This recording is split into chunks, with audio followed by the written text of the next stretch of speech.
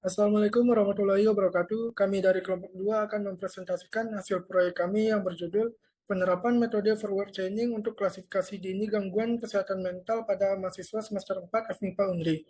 Pertama-tama kami dari kelompok 2 ingin mengucapkan terima kasih kepada Bapak Dr. Ahmad Kurniawan, ST, MIT, MTA, CISDV, selaku dosen pengampu mata kuliah Sistem Cerdas. Sebelumnya saya akan memperkenalkan anggota kelompok 2 diawali oleh saya sendiri selaku moderator Muhammad Irfan, Citra Wayuni, Dwi Fitri, Febi Hidayatus Syafira Mansur, Firda Atirah, Fitra Anitah, dan Jul Krisman Hura. Sebelum masuk ke pembahasan utama, saya akan menyampaikan terlebih dahulu 5 outline dari presentasi ini. Yang pertama, pendahuluan, yang kedua, landasan teori, tiga, metode penelitian, keempat, hasil dan pembahasan, dan kelima, kesimpulan. Kita masuk ke pembahasan. Bagian pertama kita mulai dari bagian pendahuluan yang akan dijelaskan oleh Firda. Pada Firda dipersilakan. Baik, terima kasih kepada moderator. Di sini saya akan langsung memulai bagian pendahuluan. Menurut WHO, kesehatan mental adalah kondisi saat seseorang mampu mengenali potensinya, mengatasi tekanan, dan berfungsi secara produktif. Namun, mahasiswa kini semakin rentan mengalami gangguan mental akibat tekanan akademik, sosial, dan emosional. Lingkungan kampus yang menantang dapat menghambat adaptasi dan jika tidak ditangani, bisa memicu gangguan serius. Berdasarkan konsep Person in Environment, penelitian ini bertujuan untuk mendeteksi potensi gangguan mental secara dini pada mahasiswa semester 4 dengan metode forward training, agar masalah serius dapat dicegah sejak dini. Kemudian kita lanjut kepada bab 2 landasan teori.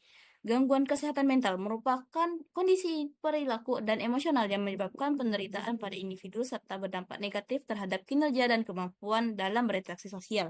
Forward training merupakan metode memulai proses berpikir dari fakta yang ada, kemudian dicocokkan dengan bagian aturan untuk menghasilkan sebuah kesimpulan. Mahasiswa merupakan individu yang secara resmi terdaftar di perguruan tinggi dan berusia antara 18 hingga 30 tahun. Sekian dari saya kembalikan kepada moderator. Terima kasih. Kita masuk ke metode penelitian bagian identifikasi masalah dan pengumpulan data yang akan dijelaskan oleh Febi. Kepada Febi dipersilakan. Baik, terima kasih kepada moderator. Di sini saya akan menjelaskan identifikasi masalah. Permasalahan yang diangkat dalam penelitian ini yaitu banyaknya mahasiswa yang mengalami gangguan kesehatan mental seperti mengalami stres dan kecemasan yang berlebih.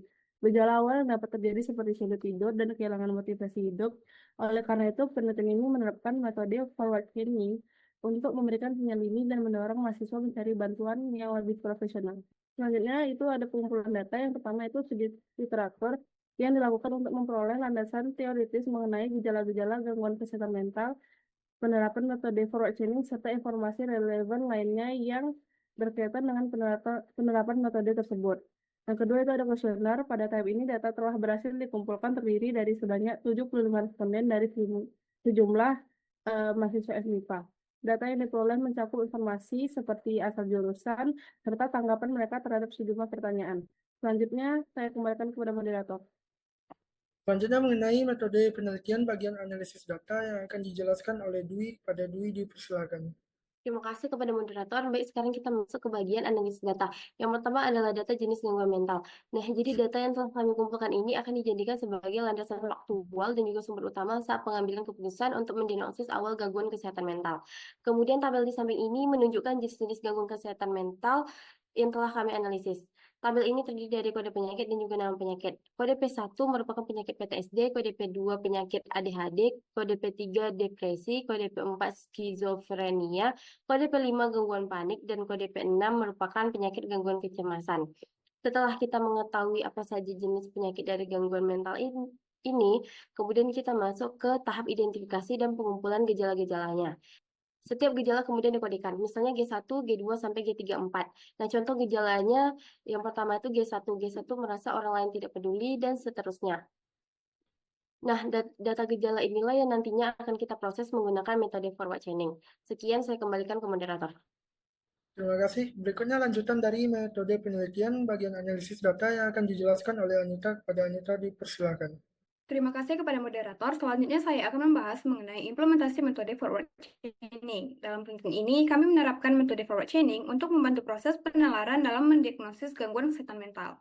Forward chaining adalah pendekatan yang dimulai dari fakta-fakta yang diketahui dalam penelitian ini, yaitu gejala-gejala yang dirasakan oleh responden. Gejala tersebut kami peroleh dari kuesioner yang disebarkan berisi pertanyaan tentang berbagai gejala yang berhubungan dengan kondisi kesehatan mental. Nah, implementasinya di sini yaitu yang pertama adalah akuisisi pengetahuan.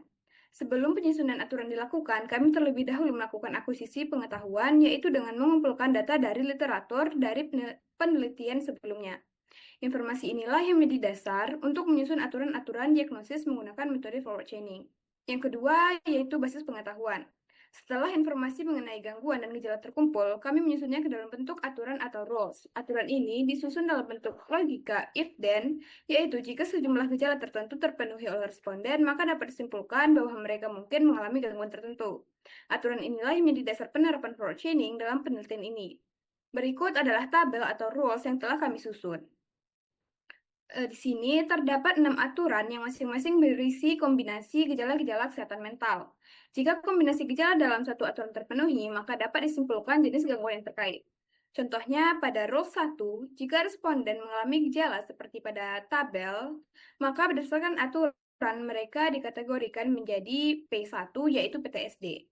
Nah, begitu juga dengan aturan-aturan lainnya. Sekian yang dapat saya sampaikan, saya kembalikan kepada moderator. Terima kasih. Selanjutnya mengenai implementasi metode yang akan dijelaskan oleh Jul. Pada Jul dipersilakan. Terima kasih pada moderator. Pada saat ini menampilkan tabel gejala dan jenis gangguan kesehatan mental yang digunakan dalam sistem berbasis metode forward chaining. Kita lihat ada daftar gejala dari G1 sampai G34 yang bisa dialami seseorang. Di bagian atas tabel ada 6 jenis penyakit mental yang diberikan di P1 sampai P6. Tanda centang itu menunjukkan bahwa gejala tersebut berkaitan dengan penyakit tertentu. Ini adalah poin keputusan yang menggambarkan jalur logika diagnosis. Setiap lingkaran mewakili gejala atau tertentu. Sistem akan mengecek satu persatu gejala yang dipilih. Dari situ, sistem akan mengikuti cabang-cabang yang sesuai untuk kesimpulan akhir berupa jenis gangguan mental. Gambar yang kanan adalah flowchart. Ini adalah langkah-langkah proses forward chaining yang digunakan oleh sistem. Yang langkah pertama dimulai dari langkah mulai. Selanjutnya, tim pakar akan mengembangkan aturan berdasarkan pendekatan forward chaining. Lalu, sistem mengajukan pernyataan untuk mengungkapkan gejala yang dialami. Lalu, pengguna akan memilih informasi gejala yang sesuai. Setelah itu, sistem akan melakukan pencocokan antara data yang dimasukkan dan aturan sistem dan aturan. Sistem akan diinisialisasi data awal. Selanjutnya, sistem akan menentukan jenis gangguan mental setelah langkah ini, maka semua proses dianggap telah selesai. Jadi, metode forward chaining ini bekerja seperti proses logika bertahap, dari gejala menuju diagnosis. Kita mulai dari fakta-fakta, lalu sistem mengikuti aturan-aturan logika sampai menemukan diagnosis yang paling mungkin. Sekian dari saya kembalikan ke moderator. Terima kasih. Berikutnya kita masuk ke hasil dan pembahasan yang akan dijelaskan oleh Citra. Kepada Citra dipersilakan. Baik, terima kasih kepada moderator. Di sini saya akan menjelaskan mengenai hasil dan pembahasan dari penelitian kami. Terdapat diagram pada slide ini, yaitu tabel diagram pada tiap jurusannya, yang mana P2 mendominasi persentasenya. Dalam penelitian ini, 75 data responden terbagi dari 5 jurusan, dan hasilnya menunjukkan bahwa gangguan ADHD paling dominan terutama di jurusan ilmu komputer, fisika, dan matematika dengan persentase 53%. Jurusan kimia menyusul dengan 33%, dan biologi justru menunjukkan dominasi gangguan depresi sebesar 46%. Hal ini mengindikasikan bahwa mahasiswa FMIPA UNRI semester 4 cenderung lebih rentan terhadap gangguan ADHD. Dan untuk mengatasinya perlu dilakukan edukasi dan penyediaan kesehatan mental. Jika tidak ditangani sejak dini, ADHD dapat mempengaruhi konsentrasi, motivasi, dan prestasi akademik mahasiswa, dan maka diharapkan universitas atau institut bisa dirancang program kesehatan mental yang lebih tepat sasarannya di lingkungan FMIPA UNRI. Sekian dari saya kembalikan kepada moderator. Terima kasih. Kita lanjut ke bagian kesimpulan. Berdasarkan penelitian ini, metode forward chaining merupakan cara yang efektif dalam mengidentifikasi dan mengklasifikasikan gejala awal gangguan kesehatan mental pada mahasiswa. Hasil yang diperoleh dari penelitian ini menunjukkan bahwa mahasiswa cenderung mengalami ADHD. Dengan demikian, penerapan metode forward chaining dapat menjadi langkah awal dalam upaya deteksi gangguan kesehatan mental. Sekian presentasi singkat dari kami. Bila ada salah kata kami mohon maaf. Mewakili kelompok 2 saya mengucapkan terima kasih. Wassalamualaikum warahmatullahi wabarakatuh.